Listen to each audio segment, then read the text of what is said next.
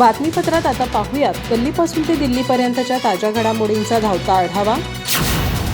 मराठा आरक्षणासाठी मनोज जरांगे पाटलांनी मुंबईकडे कूच केल्यामुळे अवघ्या राज्याचं वातावरण तापलंय। त्यातच मराठा सेवा संघाचे नेते पुरुषोत्तम खेडेकर यांनी आम्ही मनोज जरांगे पाटलांना नेता मानत नसल्याचं स्पष्ट केलंय। त्यांच्या या विधानामुळे वाद होण्याची भीती आहे।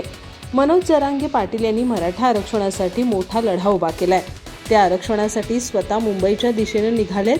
ते तेथील आझाद मैदानावर आमरण उपोषण करून सरकारकडे आरक्षणाची मागणी करतील। या पार्श्वभूमीवर पुरुषोत्तम खेडेकर यांनी उपरोक्त विधान केलंय। मागील 35 वर्षापासून मराठा सेवा संघाने घटनात्मक मार्गाने मराठा समाजाला ओबीसीतून आरक्षण देण्याची मागणी लावून धरली आहे। या मागणीसाठी आम्ही मनोज जरांगे पाटील यांच्यासोबत असू शकतो, पण मराठा सेवा संघ जरांगे पाटील यांना नेता मानत नाही, असं पुरुषोत्तम खेडेकर यांनी म्हटलंय। खेडेकर 16 जानेवारीपासून जनसंवाद दौऱ्यावर आहेत। ते हिंगोली, परभणी आणि नांदेडचा दौरा करून शनिवारी छत्रपती संभाजीनगर इथं दाखल झाले। त्यावेळी ते बोलत होते। दुसरीकडे मनोज जरांगे पाटील हे आज आंतरवाली सराटीतून मुंबईच्या दिशेने निघालेत। मनोज जरांगे आंतरवाली सराटीतून निघाल्यावर पुन्हा भावूक झाले। शनिवारी सकाळपासून दुसऱ्यांदा त्यांच्या डोळ्यात अश्रू आले। आपण गाव सोडत असल्यामुळे आपल्या डोळ्यात पाणी आल्याचं त्यांनी म्हटलंय। ते पुढे म्हणाले की आरक्षण घेतल्याशिवाय आता माघार नाही।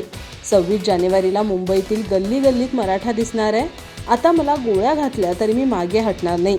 मी मरणास भीत नाही। समाजासाठी मी लढत राहणार आहे। मराठ्यांनी आरक्षण घेण्यासाठी माझ्या मागे पुन्हा एकदा ताकदीनं उभं राहा। मी असेल किंवा नसेल, पण मराठ्यांमध्ये फूट पडू द्यायची नाही। छातीवर गोळ्या जरी घातल्या तरी मागे हटणार नाही। मराठ्यांची मुलं संपवण्याचा घाट घातला जातोय। मराठ्यांची मुलं आत्महत्या करतायत, तरीही सरकार गांभीर्यानं घेत नाही। उपोषणामुळे शरीर साथ देत नाही, पण लढाई टोकाची आहे। आता आरक्षण घेऊन मुलांच्या डोक्यावर गुलाल टाकायचा आहे, असं जरांगे यांनी म्हटलंय। आसाममधील लखीमपूरमध्ये भारत जोडो न्याययात्रेच्या ताफ्यावर हल्ल्याचा आरोप काँग्रेसने भाजपवर केलाय। काँग्रेसच्या अधिकृत हँडलवर लिहिलं होतं, आसामच्या लखीमपूरमध्ये भारत जोडो न्याययात्रेच्या ताफ्यावर भाजपच्या गुंडांनी हल्ला केला। भाजपच्या गुंडांनी भारत जोडो न्याययात्रेचे पोस्टर आणि बॅनर फाडले आणि वाहनांची तोडफोड केली। या भ्याड आणि लज्जास्पद कृत्यावरून भाजप सरकार भारत जोडो न्याययात्रेला मिळत असलेले प्रेम आणि जनसमर्थन पाहून घाबरला आहे।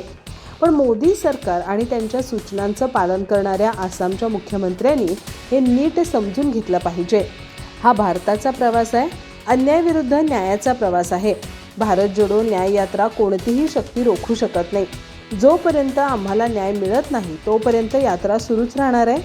1 दिवसापूर्वी आसामचे मुख्यमंत्री हिमंता बिस्वा शर्मा म्हणाले होते की काँग्रेसच्या न्याययात्रेला सुरक्षा दिली जाणार नाही आणि शहराबाहेर जाऊ दिलं जाणार नाही।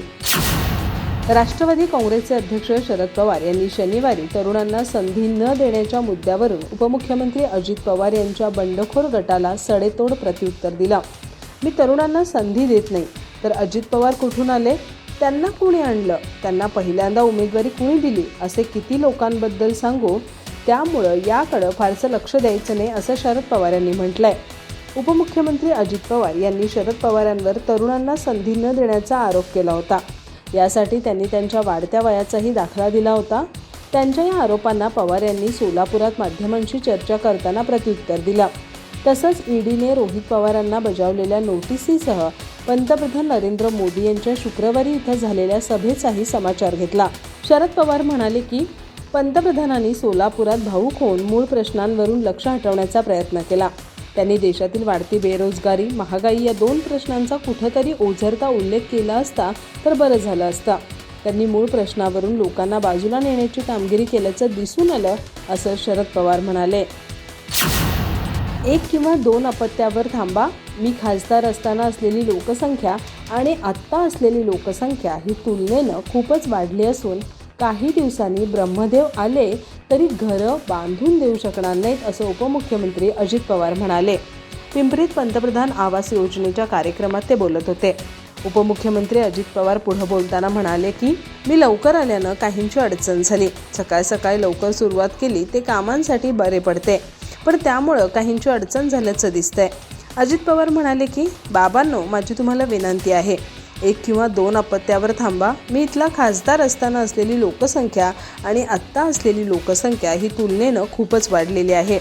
लोकसंख्या अशीच वाढत गेली ना, मग अगदी ब्रह्मदेव जरी आले तरी सर्वांना घरं बांधून देऊ शकणार नाहीत. पंतप्रधान आवास योजनेत काहींचं नशीब उजळलं, मात्र काहींना घरं मिळणार नाहीत. त्यामुळं नाउमेद होऊ नका, तर ज्यांच्या घराचं स्वप्न पूर्ण होईल म्हणून अगदीच भारावून जाऊ नका. पैसे वाचले म्हणून ते उधळू नका, नाहीतर चौफुला टेंभुर्णीला जाऊन तिथं उधळपट्टी करू नका, असा सल्ला अजितदादांनी दिलाय. बाबरी मशीद पाडण्यास शिवसैनिक आघाडीवर होते, मात्र राम मंदिर प्राणप्रतिष्ठापना सोहळा हा भाजपने हायजॅक केलाय. या प्रकरणात भाजपने राजकारण करायला नको होतं अशी संतप्त भावना शिवसैनिकांमध्ये आहे. त्यामुळे कोकणात आपापल्या गावात हा सोहळा मोठ्या प्रमाणात साजरा करण्याचा निर्णय ठाकरे गटाकडून घेण्यात आलाय. या कार्यक्रमासाठी शिवसैनिक कामाला लागल्याचंही आमदार भास्कर जाधव म्हणालेत. 22 जानेवारीला अयोध्येत रामलल्ला प्राणप्रतिष्ठा सोहळा होणार आहे. या सोहळ्याला उद्धव ठाकरे उपस्थित राहणार नाहीत. त्यासोबतच त्यांनी आपल्या गटातील एकही नेता प्राणप्रतिष्ठा सोहळ्याला जाणार नसल्याचं सांगितलं होतं. या निमित्तानं उद्धव ठाकरे गटाचे आमदार आपापल्या मतदारसंघात शक्ती प्रदर्शन करणार आहेत. त्यासोबतच तळ कोकणात आमदार वैभव नाईक यांच्या पाठोपाठ आमदार भास्कर जाधव यांनी देखील चिपळूणच्या कार्यालयाबाहेर प्राणप्रतिष्ठेनिमित्त भव्य सोहळ्याचं आयोजन केलंय. पंतप्रधान नरेंद्र मोदी नाशिकमध्ये आले. काळाराम मंदिरात गेले, पूजा केली, रॅली केली, राजकीय आरती केली, पण त्यांना भगरच्या स्वातंत्र्यवीर सावरकरांच्या स्मारकावर जावं वाटलं नाही. त्यांना सावरकरांची आठवण झाली नाही, डॉक्टर बाबासाहेब आंबेडकरांची आठवण झाली नाही, अशी टीका ठाकरे गटाचे खासदार संजय राऊत यांनी केली आहे. खासदार संजय राऊत पुढे बोलताना म्हणाले की हुतात्मा अनंत कानभरे मैदानात म्हणजेच गोल्फ मैदानात शिवसेनेची विराट अधिवेशन सभा पार पडेल. जनता न्यायालय हा महाराष्ट्रातला आणि देशातला यशस्वी कार्यक्रम झाला. जनता न्यायालयात या देशातील न्यायव्यवस्था, केंद्रीय यंत्रणा यांना एक्सपोज केलं. तिकडं हेमंत सोरेन असतील किंवा केजरीवाल असतील, त्यांनाही इंडिया आघाडीतून बाहेर पडा यासाठी दबाव टाकण्यात येतोय. बाळासाहेब ठाकरेंनी ज्यांना वाचवलं तेच आज शिवसेना संपवायला निघालेत आणि हिंदुत्वामध्ये फरक करत आहेत. अशा नालायक लोकांपासून वाचलं पाहिजे असं उद्धव ठाकरे यांनी म्हटलं असल्याचं राऊत यांनी सांगितलं. तर मुख्यमंत्री स्वतःला शिवसैनिक समजतात, तर त्यांना अक्कल नाही का? त्यांच्या खांद्यावर बंदूक ठेवून हे सगळं होतं हे त्यांना कळत नाही का? मुख्यमंत्री तुकड्यावर जगतायत, अशा शब्दात संजय राऊत यांनी मुख्यमंत्री एकनाथ शिंदे यांच्यावर टीका केली. राष्ट्रवादी काँग्रेस पक्षात फूट पडल्यानंतर अजित पवार गट आणि शरद पवार गट असे 2 गट पडले आहेत. या दोन्ही गटात फुटीनंतर एकाच पक्षातील मात्र 2 गटातील नेते एकमेकांवर आरोप प्रत्यारोप करत आहेत. अजित पवार आणि रोहित पवार हे देखील अनेकदा आमने सामने आले. रोहित पवार यांना ईडीची नोटीस आल्यानंतर अजित पवार गटाकडून राष्ट्रवादीच्या शरद पवार गटाकडून निशाणा साधला जातोय. यावर आता अजित पवार गटाचे नेते खासदार सुनील तटकरे यांनी जोरदार प्रत्युत्तर देत ताकद लावा, बदनाम करा. तरीही महाराष्ट्रात अजित पवारांनाच मोठ्या प्रमाणावर पाठबळ वाढत आहे. हे आगामी निवडणुकीत 100% सिद्ध होईल असं प्रत्युत्तर तटकरेंनी दिलं. साताऱ्याचे खासदार श्रीनिवास पाटील यांच्या दिवंगत पत्नी रजनीदेवी पाटील यांच्या प्रतिमेचं दर्शन घेऊन सुनील तटकरे यांनी आदरांजली वाहिली. यानंतर कराड येथील विमानतळावर खासदार तटकरे बोलत होते. ते म्हणाले की रोहित पवारांना आलेली नोटीस ही त्यांच्या कारखाना संस्थेच्या संदर्भात असून तपास अनेक महिने सुरू आहे. त्यामुळे आम्ही घेतलेल्या निर्णयाचा दुरान्वयेस संबंध नाही. देशात भारतीय जनता पक्षाकडून सातत्यानं सांप्रदायिकता, धार्मिक ध्रुवीकरणाचे राजकारण खेळलं जाते. त्यांना निवडणुका जिंकण्यासाठीही राम मंदिराचा आश्रय घ्यावा लागतोय. काँग्रेस मात्र सामाजिक सद्भावना निर्माण करण्यासाठी पूर्वीही झटत होता आणि आजही झटत आहे. त्यामुळे आमची लढाई भाजपच्या सांप्रदायिकता, धार्मिक ध्रुवीकरणाच्या राजकारणाविरोधात आहे. ही लढाई आणि आगामी निवडणुकाही महाविकास आघाडी जिंकेल असा विश्वास काँग्रेसचे प्रदेश प्रभारी रमेश चेन्नीथला यांनी व्यक्त केला. आगामी लोकसभा निवडणुकीच्या पार्श्वभूमीवर महाराष्ट्र प्रदेश काँग्रेस कमिटीची विभागीय बैठक आज शनिवारी गडचिरोली येथील महाराजा लॉन इथं आयोजित करण्यात आली असून यानिमित्त गडचिरोली दाखल झालेले चेन्नीथला यांनी पत्रकार परिषदेत पत्रकारांशी संवाद साधला. या पत्रकार परिषदेला विरोधी पक्षनेते विजय वडेट्टीवार, प्रदेश अध्यक्ष नाना पटोले, माजी मुख्यमंत्री अशोक चव्हाण, पृथ्वीराज चव्हाण, ज्येष्ठ नेते बाळासाहेब थोरात, केंद्रीय नेते आशिष दुवा, माजी मंत्री अनीस अहमद, शिवाजीराव मोघे यांच्यासह अन्य नेते उपस्थित होते. यावेळी काँग्रेसचे प्रदेश प्रभारी रमेश चेन्नीथला म्हणाले की देशातील वाढती सांप्रदायिकता, धर्मांधता, अन्यायाविरोधात काँग्रेसचे नेते राहुल गांधी यांनी मणिपूर ते मुंबई भारत जोडो न्याय यात्रा प्रारंभ केली आहे. मराठा आरक्षणावरून राज्यातील राजकीय वातावरण तापलं आहे.